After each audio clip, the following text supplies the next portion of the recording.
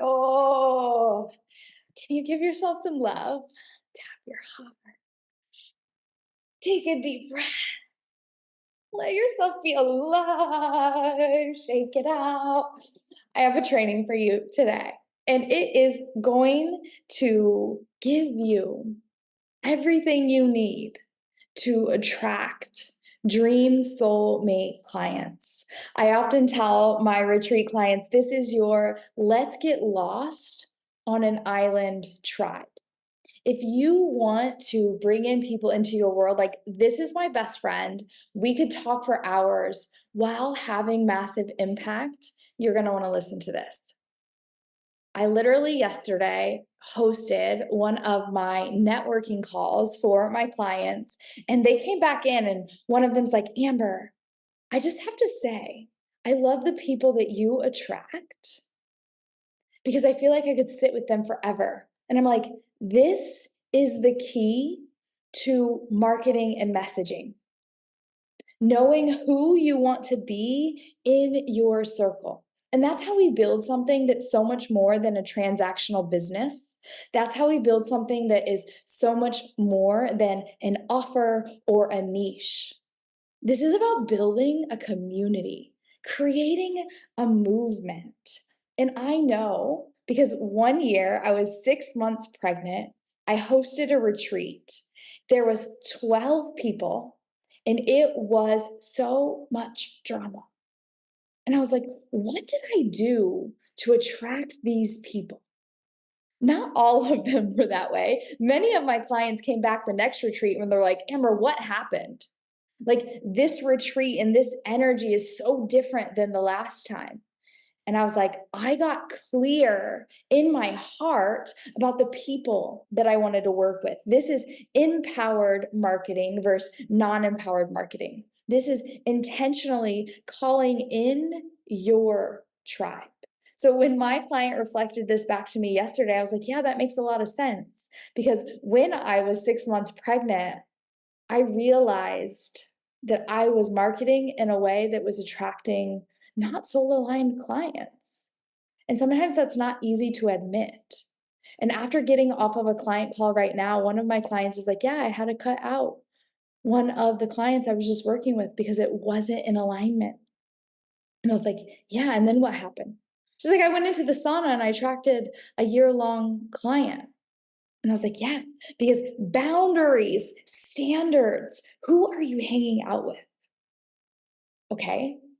But more importantly, when you're writing your content, who do you have in your mind? Who are you speaking to? And how are you speaking to them? Your words are a frequency. Your frequency is a magnet. I like to think about talking on my Instagram, my social media platforms, my emails, like I'm talking to a past version of myself, something that I would have told myself 3 years ago or 3 months ago. I think about what do I wish I knew back then? What do I want? What did I need? What did I want to move away from? And I let that be the recipe for my content. And then what happens? Then the people that I work with are similar to who I was or who I'm becoming. And then it's like, hey, let's be best friends. Let's hang out. Like every single client that I'm working with right now is like, hey, do you want to go to a retreat and hang out for some time? And then my clients are like, hey, let's go live together. Let's support each other in this. It's a collaboration. So, looking at building a movement around your human growth and evolution is huge. When you look at building a movement, you're not talking about pain point marketing. When you're talking about building a movement, you're not talking about working with moms that shop at Target. You're talking about your life and your human growth and what it takes for you to get to where you are today. It's weaving in your values, your life philosophies, what has allowed you and what has held you back, weaving in your wisdom as the wealth. The biggest asset that you have is your life experience and everything that you've gone through. And I loved this quote from Tony Robbins on I Am Not Your Guru. That level of authenticity will lead to the richest life ever. Being so rich in how you see every experience you have in your life, the good and the bad. I look at this one retreat that I had not as a negative thing that happened to me, but one that allowed me to raise my standards for the way that I spoke to my community, raise my standards for the people that I allowed into my containers, raise my standards for the way I allowed other people to treat me. When we can, as Tony Robbins says, look at everything that happens in our lives and thank it for the good and the bad. To see the lessons in all things, we're going to create a massively rich life through building beautiful memories and a life of richness through our experiences. I'd love to hear from you in the comments. Can you remember a time in your life, one of the hardest things that ever happened to you, but you turned that experience into one of the greatest lessons of your life? Because when you can do that, there's nothing in your life that can happen that will weigh you down. It might take a few weeks, months, or even years. I know this experience when I was in the retreat, 6 months pregnant. I was like, how did I do this? Like, what did I do to deserve this? Then I was like, actually, this is a leadership retreat that I'm leading. How can I turn this into me leading myself? Oh, who do I want to be at my retreats? Who do I want to be in my community? And that meant saying no to people that wanted to come on a retreat, saying no to people that wanted to join my mastermind, letting people out of my mastermind early. You're awesome, Amber. Hi, Grace. I'm so excited that you're here.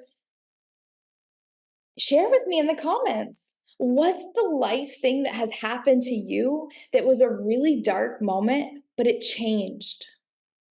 It changed you. This is the messaging and marketing that we want to bring forward and through. Speaking to the power, speaking to the life experiences that have happened, and letting that be the magnet for the people into the community. This is your let's get lost on an island tribe. Let's go on a retreat. Let's do life and business together. The power of working with someone over doing it on your own is someone else seeing your blind spots, someone else showing you how to do it so you don't have to learn slower, harder. I recently just had a client sign up for my mastermind. And she said to me, I could continue to go at the pace I'm going. She was already in my membership. She was already seeing success. She's like, but I want to do it faster. And I want to do it with you. This is where we get to do it with other people. And I know that marketing and messaging is very, very important for attracting dream soulmate clients. It's part of how we can sell out our offers, sell out our retreats. But there's something even more important. It's the embodiment piece. It's the drinking your own medicine. It's this is how I live my life. This is what has changed my life. And then something happens in your life and it's like, is that really who you are? Can you continue to drink your own medicine at the hardest time in your life? Can you continue to drink and take your own advice when you're going through a breakup? When you're getting married, after you had your first baby? The work never ends. This is human growth and evolution forever until you're not in this human body anymore. So how can you continue to drink your own medicine and be the embodiment of your work, to be the magnet? just your frequency. Like, that woman that walks down the road and you're like, damn, she's hot. She's got it. How can you be that for your work? To be that for your work. And of course, we were just talking about this in my mastermind. Mindset is key. What are the beliefs of your subconscious mind that you're not even aware of that are holding you back from growing and scaling your business? Yes, there's marketing and messaging out there all the time telling you the things that you're missing in your business, but like the beliefs and the mindset, if you don't have these two, it doesn't matter what strategy, it doesn't matter how good you get with your marketing and messaging. If you're embodied, but your mindset is holding you back, you can't grow and scale.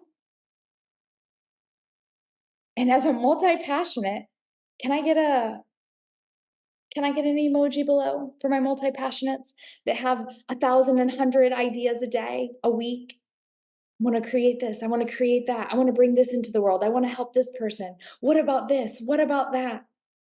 You can't grow and scale your company if you don't niche down. You're not clear enough about who you help. If you're speaking to the past version of yourself every single day, your messaging and your marketing is going to consistently be changing. And the people that you're calling in are going to be different because you're different every single freaking day. But that's how you build a movement, is that you bring people all along on the journey with you.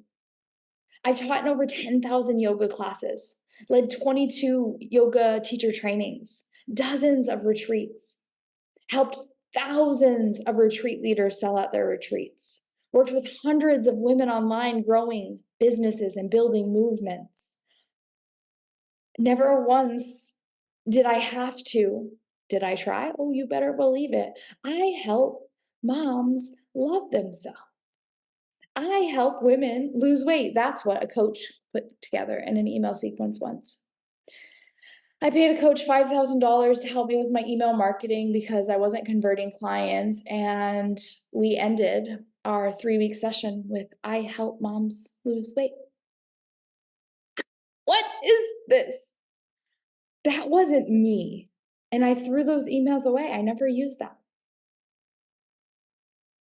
You have to be so in alignment with what you want to do. The reason my business wasn't working at that time was because I wasn't speaking to who I'd become. I was still trying to speak to the version of me that didn't love herself.